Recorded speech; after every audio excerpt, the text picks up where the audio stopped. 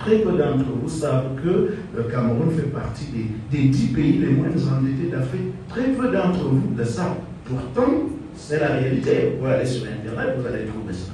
Bon, maintenant, Madame Mandela, pour la dette intérieure, c'est quoi? C'est tout simplement que dans une situation qui a été extrêmement difficile et qui continue de l'être, le problème de la dette extérieure, c'est que si vous avez un seul retard, c'est très dangereux pour vous. Parce que vous avez ce qu'on appelle la note souveraine qui est baissée. Et si votre note souveraine est baissée, c'est-à-dire qu'on commence à considérer d'ailleurs que vous êtes un mauvais payeur, plus personne ne vous prête de l'argent. Et ceux qui vous prêtent de l'argent, ils vous le prêtent à des conditions extrêmement élevées.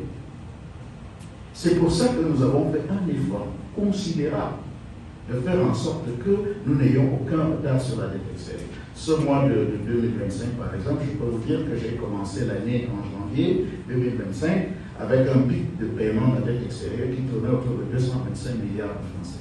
L'année commence et vous avez déjà une somme comme celle-là que vous devez sortir. Vous voyez, c'est ça qui peut donner l'impression, je dis vraiment donner l'impression.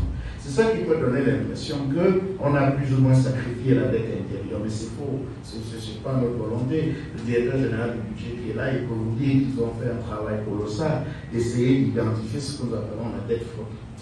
Et cette dette flottante, ce n'est pas seulement l'État en tant que personne juridique, mais on y a mis les communes, on y a mis les universités, on y a mis, etc., les collectivités territoriales décentralisées, qui ont une personnalité. Vous savez, en droit, ils ont une personnalité juridique différente de l'État.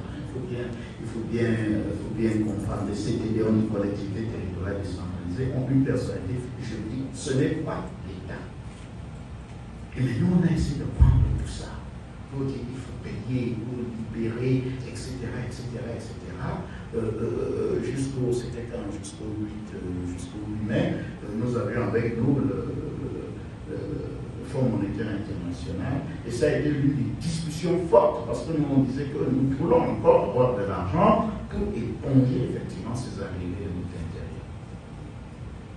Nous sommes très bien placés pour savoir que cette dette intérieure, Mme Mandela, puisque vous en avez parlé, il faut le faire pour deux raisons. D'abord parce que c'est un contrat. Quand vous signez un marché avec quelqu'un, vous signez un marché pour dire qu'il doit vous faire ceci, il doit vous livrer ceci, il doit construire ceci, etc. Voilà les normes, voilà le prix. Et quand il a fait, la part d'obligation qui vous revient, c'est payer. C'est moral, ça.